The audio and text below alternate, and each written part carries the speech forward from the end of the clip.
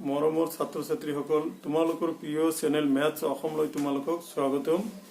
মই মোল্লা ছাৰে তোমালোকক শিকাই আছিলোঁ দশম শ্ৰেণীৰ গণিতৰ দ্বিঘাত সমীকৰণ অধ্যায়ৰ অনুশীলনী 4.2 5 নম্বৰ অংকটোৰ পৰা আজি হ'ব। ইতিমধ্যে তোমালোকক এই পাঠৰ 6টা ভিডিঅ' দিছোঁ। নিশ্চয় তোমালোকক ভিডিঅ'কেইটা চাই ভাল পাইছা। গতিকে আজি হ'ব লেসন নাম্বাৰ 7 সপ্তম পাঠ। ওকে, তো এই সপ্তম পাঠত আমি কিছুমান ওয়ার্ড প্ৰবলেমৰ বিষয়ে পঢ়িবলৈ যত্ন কৰিম। ওকে, তো আমাৰ অংকটো কি আছিলে? এটা সমকোণী ত্ৰিভুজৰ উচ্চতা ইয়াৰ ভূমিতকৈ 7 সেন্টিমিটাৰ কম যদি অতিভুজটো 13 সেন্টিমিটাৰ কইন বাহু দুটা উলিওৱা। আচ্ছা, ইয়াতে চোৱা, তোমালোকৰ ইয়াতে পোন প্ৰথমতে জানিব লাগিব, অলপ জ্যামিতিৰ বিষয়ে জানিব লাগিব। বুজি পাইছা? জ্যামিতিৰ বিষয়ে যদি নলেজ নাথাকে এই অংকটো তোমালোকে বুজি নাপাবা। ওকে, তেতিয়াহ'লে জ্যামিতিৰ বিষয়ে আমি ত্ৰিভুজ আৰু সমকোণী ত্ৰিভুজ সম্ভৱতঃ সবেই জানা, সকলোৱে জানা। ত্ৰিভুজ হল তিনিটা বাহুৰে আগুৰি থকা বন্ধ সমতল ক্ষেত্ৰক ত্ৰিভুজ বোলে। এতিয়া কথা হল সমকোণী ত্ৰিভুজ কাক বোলে? ত্ৰিভুজৰ আমি 6টা প্ৰকাৰ পঢ়িছিলো। কি? সমবাহু ত্ৰিভুজ, সমদ্বিবাহু ত্ৰিভুজ, বিষমবাহু ত্ৰিভুজ, সূক্ষ্মকোণী ত্ৰিভুজ, সমকোণী ত্ৰিভুজ আৰু স্থূলকোণী ত্ৰিভুজ। গতিকে এই ভাগখিনিৰ ভিতৰত সমকোণী ত্ৰিভুজ এটা অতিকৈ দৰকাৰী এটা ভাগ। ওকে, এই সমকোণী ত্ৰিভুজৰ পৰা বহুতো অংক আহে। তোমাৰ ত্ৰিকোণমিতিটো লাগিব। সেই পাঠটো বহুত ইণ্টাৰেষ্টিং, মই পঢ়াম। ইয়াৰ পিছত মই তোমালোকৰ সমান্তৰ এই প্ৰগতি চেপ্টাৰটো শিকাম। তাৰ পিছতে ত্ৰিকোণমিতিটো শিকাম। সেইটো মই তোমালোকক এনেকুৱা এটা টিপছ দি দিম, সেইটো হয়তো সম্ভৱতঃ তোমালোকৰ কোনো ইউটিউব চেনেলত কোনেও দিয়া নাই। ওকে, ঠিক আছে। গতিকে আমি পঢ়িম কি? সমকোণী ত্ৰিভুজ। সমকোণী ত্ৰিভুজনো কি এটা আগতে জানি লওঁ, তাৰপিছত আমি অংকত যাম। ওকে, সমকোণী ত্ৰিভুজ। সমকোণ মানে কি? কি পাইছা জানা তোমালোকে? In English it is called right angled triangle. সমকোণ ইংৰাজীত ইয়াক কি বুলি কোৱা হয়? Right angle. মানে সমকোণ হল 90 ডিগ্ৰী কোণক সমকোণ বুলি কোৱা হয়। এতিয়া 90 ডিগ্ৰী কোণটো হলে সমকোণী ত্ৰিভুজ হব। তাৰমানে যি ত্ৰিভুজত এটা কোণ সমকোণ অৰ্থাৎ 90 ডিগ্ৰী, সেই ত্ৰিভুজক আমি কি বুলি কওঁ? সমকোণী ত্ৰিভুজ বুলি কম। কি কৈছো? যে যি ত্ৰিভুজৰ এটা কোণ সমকোণ অৰ্থাৎ 90 ডিগ্ৰী, সেই ত্ৰিভুজক আমি কি বুলি কওঁ? সমকোণী ত্ৰিভুজ বুলি কওঁ। তাৰমানে এনেকুৱা এটা কোণ সমকোণ হব লাগিব। গতিকে আমি যদি এইটো এটা ত্ৰিভুজ আঁকি দিওঁ, এইটো হল সমকোণী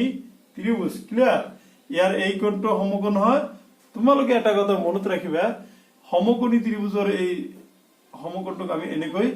চিন দি বুজাও। ওকে, সেইকাৰণে ইয়াতে আমি 90 দিব নালাগে। এইটো চিন বুজালে আমি কি বুজি পাম? যে এইটো এটা সমকোণী ত্ৰিভুজ। ওকে, এই তোমালোকে এই কথাটো মনত ৰাখিব লাগিব। সমকোণী ত্ৰিভুজৰ যিটো সমকোণ থাকে, সেই সমকোণটোৰ সন্মুখত যিটো বাহু থাকে, ধৰা এই ত্ৰিভুজটোৰ নাম দিছো আমি এ, বি আৰু C. Okay, so this is a ত্ৰিভুজ which name is triangle ABC. Okay, তোমালোকে বুজিয়ে পাইছা যে ত্ৰিভুজটোৰ নাম কি? ABC। আমি এই ত্ৰিভুজটোৰ নাম দিছো। এই ত্ৰিভুজৰ এ বি এটা বাহু, বি চি এটা বাহু আৰু এ চি এটা বাহু, আৰু এংগেল বিটো হল সমকোণ অৰ্থাৎ 90 ডিগ্ৰী। ওকে, এংগেল বিটো হল সমকোণ। কাৰণ এই ত্ৰিভুজত এটা কোণৰ মাপ সমকোণ আছে। গতিকে এই এইটো কি হব? সমকোণী ত্ৰিভুজ। এতিয়া মই কি কৈ আছিলো যে সমকোণী ত্ৰিভুজৰ সন্মুখত যিটো বাহু থাকে তাক কি বুলি কয় কৰ্ণ বা অতিভুজ মনত ৰাখিবা এইটো কিন্তু ত্ৰিকোণমিতিতো লাগিব ত্ৰিভুজ চেপ্টাৰতো লাগিব আৰু বেলেগ ঠাইতো লাগে তোমালোকৰ স্থানাংক জ্যামিতিতো লাগে বা অতিভুজ বুলি কোৱা হয় কৰ্ণ বা অতিভুজ ওকে কৰ্ণ বা অতিভুজ বুলি কোৱা হয় তেতিয়াহ'লে কি থাকে সমকোণী ত্ৰিভুজৰ সমকোণটোৰ সন্মুখৰ বাহুটোই হল সমকোণ উল্টাটো আমি ঘূৰাই পকে কওঁ কোন ত্ৰিভুজৰ কৰ্ণৰ বিপৰীত কোণটো হ'ব সমকোণ এনেকুৱা কিন্তু দুটাই পৰস্পৰক প্ৰতিনিধিত্ব কৰে মানে সমকোণৰ সন্মুখৰ বাহু কৰ্ণ বা অতিভুজ কৰ্ণৰ সন্মুখৰ যিটো কোণ সেই কোণটো হ'ব কি সমকোণ okay so this is the right angle triangle তার মানে এইখানে হল সমকোণী ত্রিভুজ এতিয়া কথা হল এখানে আমি সমকোণী ত্রিভুজ এটা আমি চিনি পালো গতিকে যেহেতু আমি এতিয়া সমকোণী ত্রিভুজ চিনি পাইছো হেতুকে আমি সমকোণী ত্ৰিভুজৰ কিছুমান এটা মোস্ট ইম্পৰ্টেন্ট এটা ফৰ্মুলা আছে সূত্ৰ আছে সেই সূত্ৰটো আমি জানিবলৈ যত্ন কৰিম ওকে সমকোণী ত্ৰিভুজৰ কিটো তোমাৰ সমকোণী ত্ৰিভুজৰ এটা সূত্র আছে কি সেই সূত্রটো কোনে আবিষ্কার করেছিল মহান গণিতজ্ঞ পাইথাগোরাসে আবিষ্কার করেছিল সেই কারণে সেই সূত্রটো নামে হল পাইথাগোৰাসৰ সূত্ৰ মানে সেই মহান বিজ্ঞানী গণিতজ্ঞজনৰ নামানুসাৰে সেই সমকোণী ত্ৰিভুজৰ সেই সূত্ৰটোৰ নামে দিছে কি পাইথাগোৰাসৰ সূত্ৰ এই সমকোণী ত্ৰিভুজৰ পাইথাগোৰাসৰ সূত্ৰটো হল কি কৈছিল যে কৰ্ণ স্কয়াৰ এটা কৈছিল পাইথাগোৰাসৰ সূত্ৰ কি সমকোণী ত্ৰিভুজৰ পাইথাগোৰাসৰ সূত্ৰটো কি আছিল এইটো কিন্তু মাত্ৰ সমকোণী ত্ৰিভুজৰ ক্ষেত্ৰতহে প্ৰযোজ্য বেলেগ ত্ৰিভুজৰ ক্ষেত্ৰত নহব পাইথাগোৰাসৰ সূত্র জানাই তোমালোকে Pythagoras one of the famous mathematician in the world okay এই পাইথাগোৰাসৰ সূত্ৰটো কি হল আমি কি পালো সমকোণী ত্ৰিভুজৰ এইটো কি বুলি কোৱা হয় কৰ্ণ সমকোণৰ সন্মুখটো হল কৰ্ণ আৰু যিটো বাহুৰ ওপৰত সমকোণী ত্রিভুজটো থিয় হৈ আছে সেই বাহুটোক আমি কি বুলি কওঁ ভূমি বুলি কওঁ ওকে এই বাহুটোৰ নাম কি ভূমি ওকে এই বাহুটোক আমি কি বুলি কওঁ ভূমি আৰু যেটো সিধা সিধি বাহু আছে এটো কোৱা হয় লম্ব বা উচ্চতা ইয়াৰ নাম লম্ব বা উচ্চতা বুলি কোৱা হয় আৰু কেতিয়াবা কেতিয়াবা ইয়াক উন্নতি বুলিও কোৱা হয় বুজি পাইছানে এইটো হল এতিয়া ইয়াক ইংৰাজীত কি বুলি কোৱা হয় বেস BASE বেস ইয়াক কোৱা হয় হাইপোটেনাস হ্যাঁ hypotenuse আৰু ইয়াক কোৱা হয় পাৰপেন্ডিকুলাৰ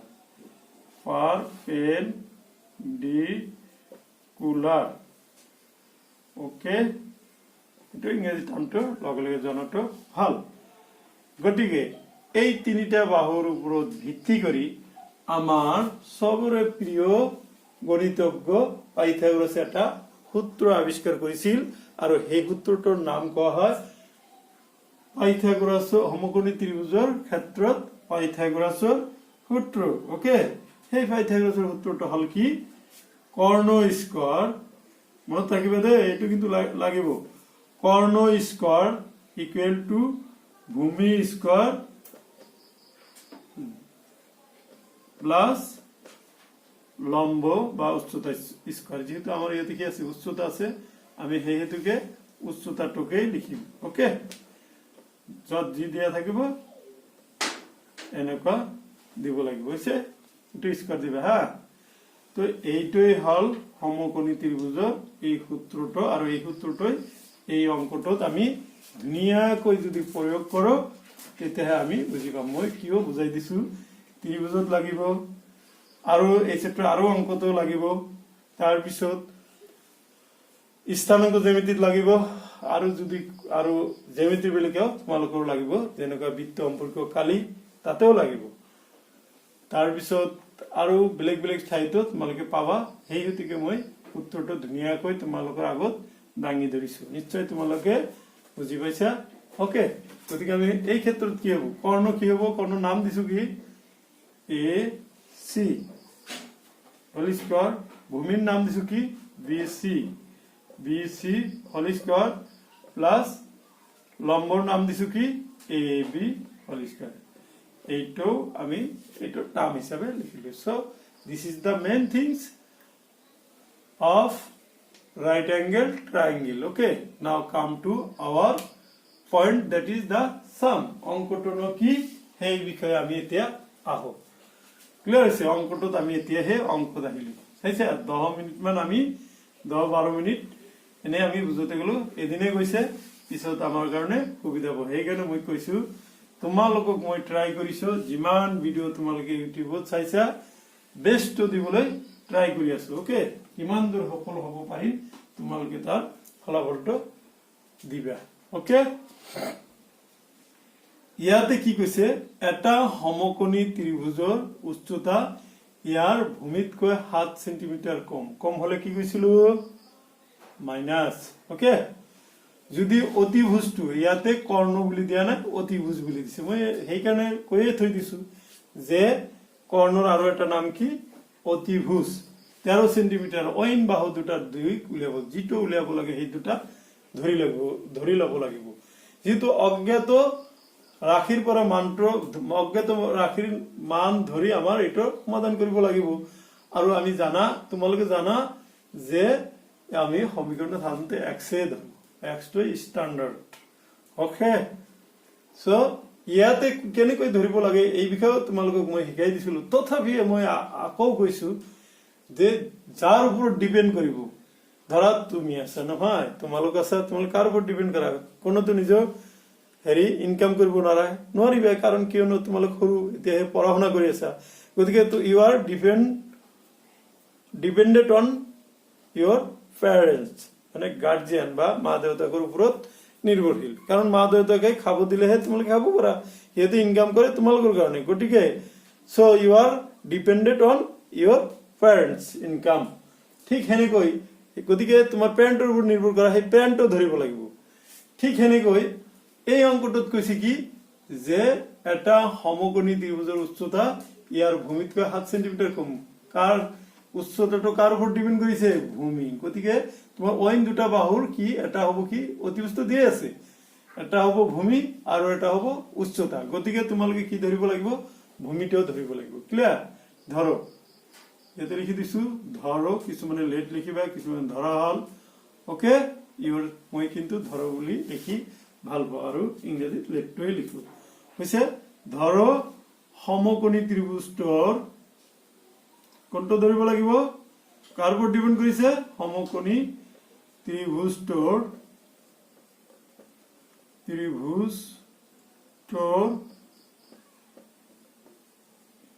কি ভূমি কিমান ভূমি equal to x centimetre CM দিবা হ্যাঁ তোমালোকে এইটো সিএম দিলে আমি সোনকালে হয় ইংৰাজী টাৰ্মটা আমি ইউজ কৰো এটা কথা মই ইয়াতে শিকাই দিছো কিছুমানে আকৌ ক্যাপিটাল সিএম দিব কিছুমানে স্মল লেটাৰ সি আৰু এম দিব this CM means centimeter okay this cm means centimeter আৰু এই cm হল কি জানানে chief minister who is the chief minister of Assam সবে জানা আমাৰ মাননীয় ডক্টৰ হিমন্ত বিশ্ব শৰ্মা ডাঙৰীয়া হল আমাৰ অসমৰ cm গতিকে তোমালোকে ভুলতে এইটো আকৌ নিলিখিবা এইটো লিখিলে সেন্টিমিটাৰ ঠাইত আমাৰ হিমন্ত বিশ্ব শৰ্মা ডাঙৰীয়া হৈ যাব হৈছে গতিকে এইখিনি কথা মই বুজাই দিছো মই পুংখানুপুংখ ৰূপে তোমালোকক বেষ্ট হেৰিখিনি ফিডব্যাকখিনি দিবলৈ যত্ন কৰিছো ঠিক আছে এইখিনি মুছি দিও এই ভুলখিনি নকৰিবা মই এইখানে দেখুৱাই দিলো সৰু হাতৰ আখৰ লিখিলে কি হয় আৰু ডাঙৰ হাতৰ আখৰ লিখিলে কেনেকুৱা অৰ্থটো প্ৰকাশ হয় ঠিক আছে বাৰু সমকোণী ত্ৰিভুজৰ ধৰো সমকোণী ত্ৰিভুজৰ ভূমি কাৰক উচ্চতাটো ভূমিৰ ওপৰত নিৰ্ভৰ কৰিছে গতিকে আমি ভূমিটো ধৰিলো x গতিকে এতেকে সমকোণী ত্ৰিভুজটোৰ উচ্চতাটো কিমান হ'ব উচ্চতাটো কি কৈছে এটা তোমালোকে লিখি দিবা মই অলপ টাইমটো সেভ কৰাৰ কাৰণে এটা দিছো উচ্চতা ইয়াৰ ভূমিতকৈ কি কৈছে ইয়াৰ ভূমিতকৈ 7 সেন্টিমিটাৰ কম ইয়াৰ ভূমি কিমান x ইয়াতকৈ কি আছে 7 সেন্টিমিটাৰ কম হলে মাইনাস এটো cm দিবা সেন্টিমিটাৰ ওকে আৰু কি আছে সমকোণী দিয়া আছে কি অতিভ নিদিলে হ'ব সমকোণী ত্ৰিভুজটোৰ অতিভুজৰ মাপ কিন্তু দিয়া আছে অতিভুজ ইকুয়াল টু কিমান আছে 13 সেন্টিমিটার হৈ গল এতিয়া আমি ভূমি পাইছো উচ্চতা পাইছো অতিভুজ পাইছো বা কৰ্ণ পাইছো গতিকে আমি এতিয়া সমকোণী ত্ৰিভুজটোৰ কি পাম কালি পাম না সমকোণী ত্ৰিভুজৰ কালিৰ সূত্ৰটো কি পাইছিলো পাইথাগোৰাছৰ সূত্ৰৰ মতে কৰ্ণ স্কয়াৰ সমান সমান ভূমি স্কয়াৰ যোগ উচ্চতা স্কয়াৰ সেইকাৰণে আমি কি লিখিম a কিউ মানে প্রশ্ন মতে পাইথাগোরাসের সূত্র মতে সমকোণী ত্রিভুজের কালি কি হবে পাইথাগোরাসের সূত্র মতে লিখিব নালাগে ডাইরেক্ট তুমি লিখি দিয়া বা সমকোণী ত্রিভুজের কালি পাইথাগোরাসের সূত্র মতে তুমি কি লিখিবা অতিভুজ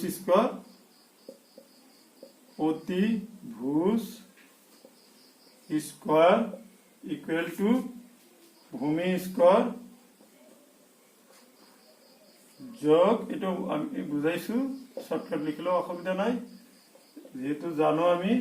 তোমালোকে হে নাজানা ওকে এইখিনি হল এতিয়া আমি ইমপ্লাইজ দিয়া কি বহাম যার যি মান আছে বহাই দিয়া অতিভুজ কিतना है 13 है একক বিলাক পিছত দিম ওকে দেন ইউ রাইট ভূমি কিমান আছে how many x square plus x minus half whole square হইছে এতিয়া আমি স্কয়াৰৰ কামখিনি কৰো এটো কি হ'ব 13 স্কয়াৰ মানে 169 তোমালোকে জানাই 13 দি পূৰণ কৰিলে 169 হয় x স্কয়াৰ প্লাস এটো a minus b এটো ফৰ্মুলা পৰিছে a minus b whole square we can write a square minus 2ab plus b square okay এইখিনি হল তোমালোকৰ এটোৰ সূত্ৰৰ মতে পৰিছে কি হ'ব x স্কয়ার এটা নিদিলে হ'ব x স্কয়ার minus 2 ইয়াতে যেটো প্লাস আছে বদলি দিব নালাগে 7 plus 7 হোল স্কয়ার এতে কিমান হ'ব x 169 ইকুয়াল টু দুটা x পূৰণ কৰিলে 2x স্কয়ার minus 7 দুগুণ 14 x plus 49 ওকে ওকে ঠিক আছে নিশ্চয় বুঝি পাইছা এইখিনি সমস্যাটো নাই গতিকে আমি অঙ্কটোই মুছি দিও হা কাৰণ এইখিনি বস্তু লাগিব অঙ্কটো আৰু নালাগে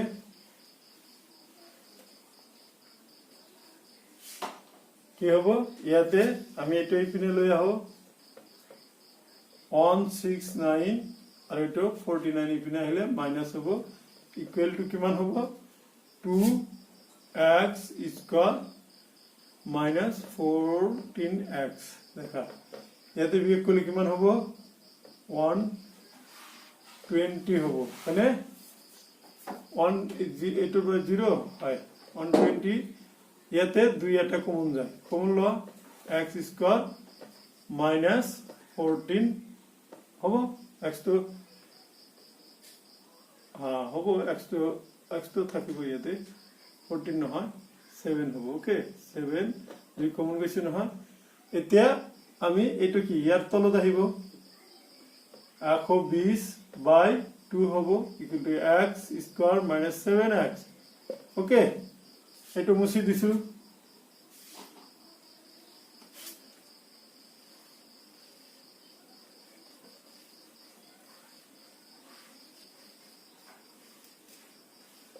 কি হ'ব এটো ধুনিয়াকৈ লিখা এটো কটাকটি কৰিলে এটো জানানে ইপিনে পূৰণ আছে হক আছে ইয়াৰ তলত যা এটো 6 বাৰ শূন্যটো কাটি দিয়ে ইয়াত কিমান হল 60 equal to x square minus 7x okay ইয়াত কিমান হ'ব আমি এনেকৈ লিখি দিও মানে এইটো জায়গাটো ঠাইখিনি চেঞ্জ কৰি দিও চিহ্নৰ কিন্তু পৰিৱৰ্তন নহব তেতিয়া হৈছে ইকুয়াল টু এটা এটা ইপিনে লৈ আহা x এটা ইপিনে আহিলে 60 মাইনাস হ'ব হল এতিয়া আমি 60 হাত বনাব লাগে এনেকৈ আমি 5 12 গুণ 5 পূৰণ 12 5 12 গুণ 60 12 ৰ পৰা 5 পূৰণ কৰিলে কিমান হ'ব হাত হ'ব তো হাতত আমি কি লিখিম x square minus 12 minus 5x minus 60 equal to 0 এটো কি হ'ব x square minus 12x minus minus plus 5x minus 10 এটো কেনেকৈ হ'ব এই যে এটো মাইনাস সরি এটো মাইনাস ইয়াত আছে প্লাস পূরণ করলে মাইনাস 12 আৰু x পূৰণ কৰলে 12x ক্লিয়াৰ এইটো ইয়াতে বহুতৰে ভুল হয় মই সেইকাৰণে ইয়াতে বুজাই দিছো মাইনাস আৰু মাইনাস পূৰণ কৰিলে প্লাস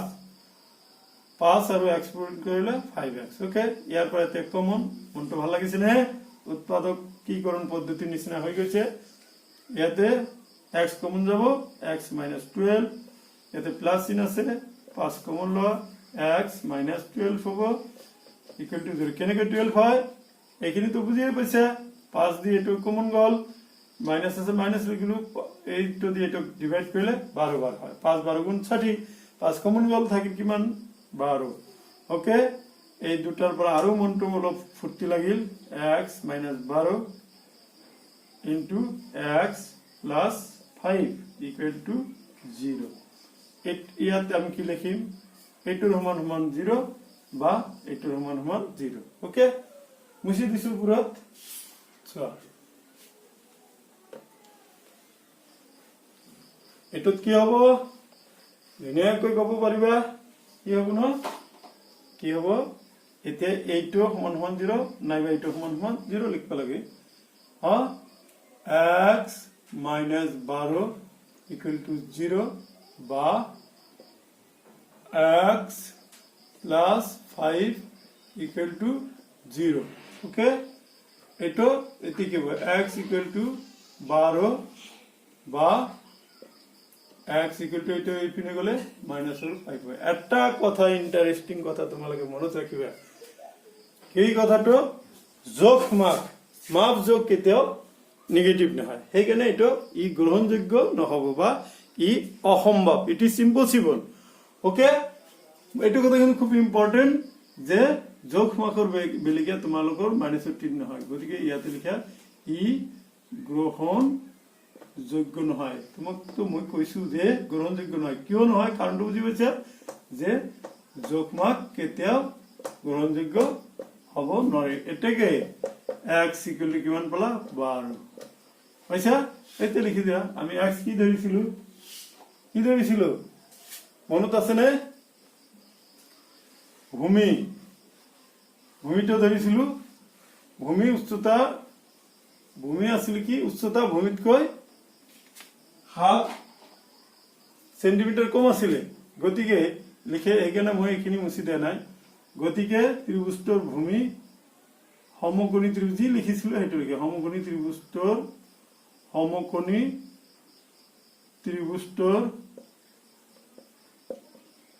ত্ৰিভুজটোৰ ভূমি কিমান পালো এসে ভূমি আছে কিমান 1 সেন্টিমিটার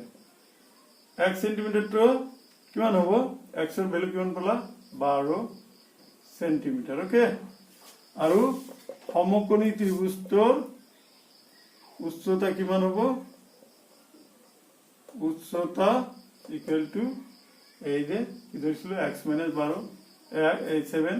কারণ 12 - 7 হ'ব এইখিনি centimetre value 5 centimetre okay so এইখিনি হল আমার কি রিকোয়ার্ড আনসার বুঝি পাইছে নে বুঝি পাইছে এককটো লাস্টত দিবা গতিকে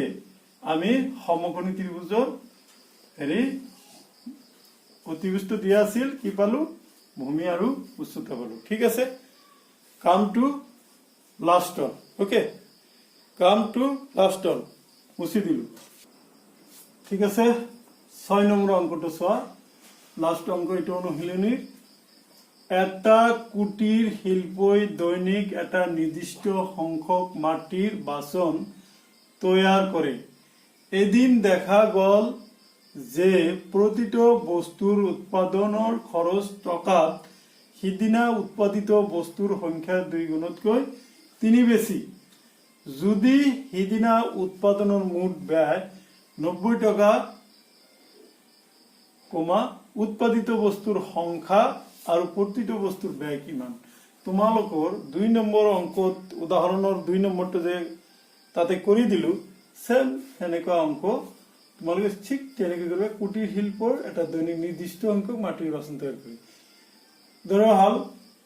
সেইদিনা কিমান যে সেইদিনা কিমান উৎপাদন কৰিছিল ধৰা এক্সট্ৰা উৎপাদন কৰিছিল কেইটা সেই দিনাখন ধৰা হল সেইদিনাৰ উৎপাদিত বস্তুৰ সংখ্যাটো কিমান আছে এক্সট্ৰা উৎপাদন কৰিছে ধৰা 50টা 30টা কৰে এদিনত কিমান কৰিছে ধৰি লও এটো নাজানো আমি সেইখিনি কিমান এক্সট্ৰা কৰিছে ওকে ওকে তেতিয়াহলে আকৌ কি কৈছে সেইদিনাৰ এই যে দেখা গল যে এদিন প্ৰতিটো বস্তুৰ উৎপাদনৰ খৰচ টকাত সেইদিনাৰ উৎপাদিত বস্তুৰ সংখ্যাৰ 2 গুণতকৈ 3 বেছি সেইদিনা উৎপাদিত হৈছিল কিমান এক্সট্ৰা আৰু কি কৈছে সেইদিনা উৎপাদিত বস্তুৰ 2 গুণ মানে 2 দি পূৰণ মই আগতে কৈছো গুণ মানে পূৰণ আৰু বেছি আছে কিমান ইয়াতে আছিল 3 বেছি মানে 3 যোগ হ'ব ওকে গতিকে সেইদিনাৰ প্ৰতিটো বস্তুৰ উৎপাদন ব্যয় হ'ব টকাত লিখিছো যেনেকৈ প্ৰশ্নতে মই হেনেকৈ লিখিছো এইটোৰ 2 গুণতকৈ 3 বেছি তাৰ মানে 2x + 3 ওকে আৰু সেইদিনাৰ মুঠ উৎপাদন ব্যয় কিমান আছিল ব্যয় হ'ব তেতিয়ালে মুঠ উৎপাদন হৈছে ধৰা হল 20 টা খৰচ হৈছে এটাতে 5 টাকা কৈ তেতিয়ালে আমি কি কৰিম পূৰণ কৰিলে 100 টাকা হ'ব হয় ইয়াতে আমি নাজানো নহয় মুঠ উৎপাদন হৈছে হেটো সংখ্যা জানো 20 টা হৈছে 20 ন বুলি ইয়াতে কি আছে এক্সট্ৰা আছে আৰু ব্যয় হৈছে কিমান 2x + 3 গতিকে এই দুটা পূৰণ কৰিলে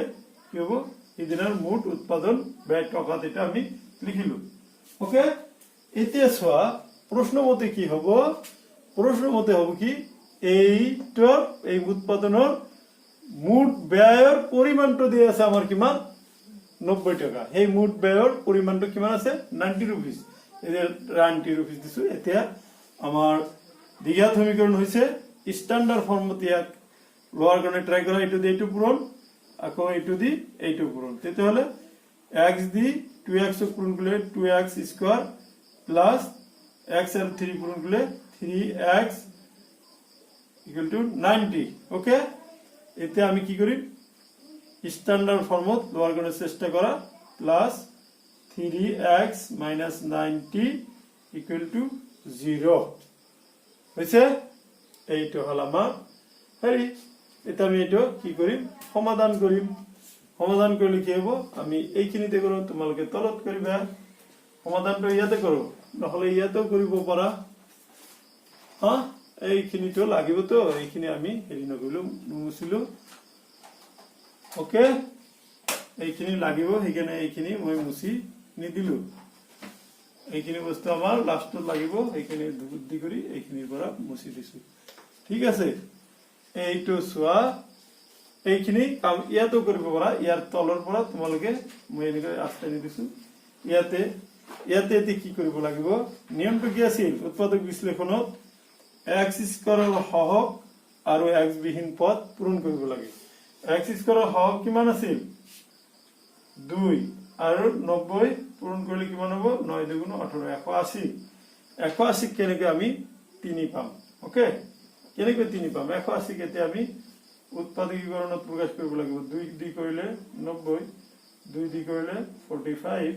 3 দি কৰিলে 15 দেখাচোন ইয়াতে হওয়া যেন লাগে 15 আছে নহয় হল আৰু ইয়াতে হ'ব কিমান 4 3 গুণ 12 15 আৰু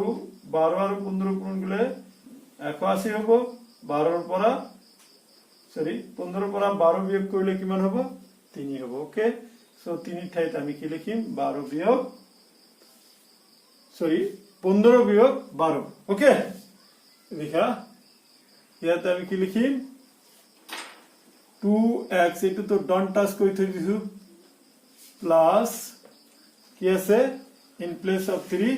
ঠাইত আমি কি লিখিম ধুনীয়াকৈ মনত ফুৰ্তি কৰি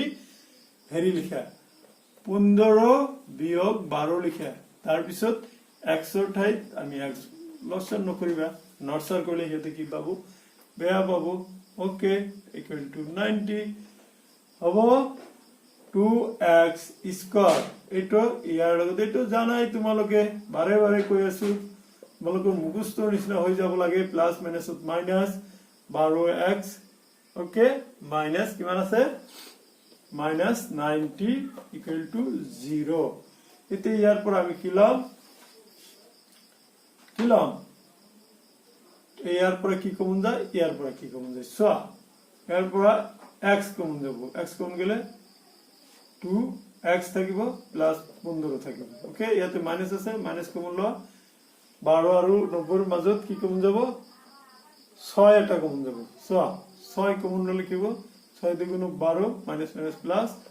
6 1 গুণ 6 6 15 গুণ 90 ওকে এইখিনি হল হলে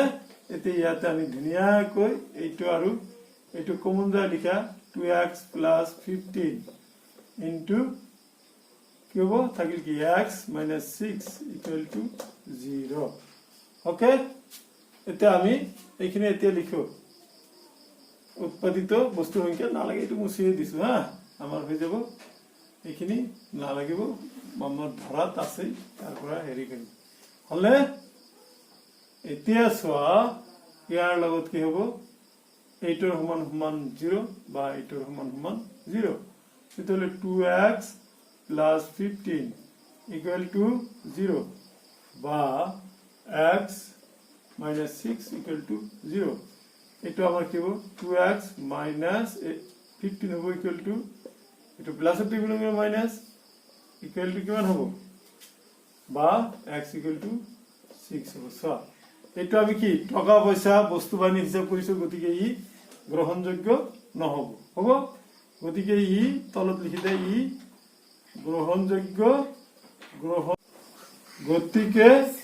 কি হ'ব এই ইয়াতে তোমালোকে তলত লিখিবা গতিকে x equal to কিমান পালা 6 পালা ওকে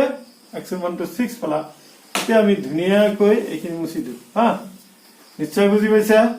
আমাৰ অংকটো শেষৰ পথত আগবাঢ়িছে এতিয়া মই এইখিনি কথা মুছি দিও দিছো আমি এতিয়া কি লিখিম অংক হৈ গল x ৰ মান ওলাই দিছে এতিয়া আমি x ৰ ঠাইত বাজি হিদিনা তলত লিখিবা তোমালোকে এইটোৰ তলত লিখিবা হিদিনা উৎপাদিত বস্তুৰ সংখ্যা কিমান 6 জন হ'ব বস্তু আছিল কিমান 6 হৈছে হিদিনাৰ প্ৰতিটো বস্তুৰ উৎপাদন ব্যয় কিমান হ'ব টকা হৈছে ব্যয় কিমান হবে এটু মুছি দাইতো দরকার নাই ইয়াতে আছে কি 2x plus 3 2 into x x মান আছে 6 plus 3 equal to 6 দুগুণ 12 plus 3 equal to 15 হইছে এইখিনি হল আমার দরকারি রিকোয়ার্ড আনসার ওকে হল তোমালোকে এনেকৈ ধুনীয়াকৈ ভয় নাখাবা কঠিন থাকিলে ঘৰত বাৰে বাৰে প্ৰেক্টিস কৰিব লাগিব বাৰে বাৰে প্ৰেক্টিস কৰিলেহে অংক আহে মই তোমালোকক আগৰ পৰাই কৈছো যে ডেইলি তোমালোকে 2 পৰা 2.5 ঘণ্টা এতিয়া তো তোমালোকৰ স্কুল নাই মোৰ ক্লাসটো হাইস্ট 40-45 মিনিট হয় আজিটো বদ্ধ হয় 30-35 মিনিট হ'ব এইখিনি কৰি ধুনীয়াকৈ বাৰে বাৰে তোমালোকে কৰিবলৈ যত্ন কৰিবা আৰু যেহেতু অংকখিনি তোমালোকৰ হেৰি ক্লাছত কইলে এবাৰে কই যায় মনত না থাকে কিন্তু ইয়াতে তো তোমালোকৰ ভিডিও মোবাইলত বাৰে বাৰে চাই থাকিলে আহি যাব হ'ব নিশ্চয় তোমালোকৰ ক্লাছখন ভাল লাগিছে তোমালোকে তোমালোকৰ প্ৰিয় চেনেল মেথ অসমক সাবস্ক্ৰাইব কৰিবা আৰু বেল আইকনত ক্লিক কৰিবা নতুন ভিডিঅ পোৱাৰ কাৰণে আৰু লাইক কৰিবা। ধন্যবাদ।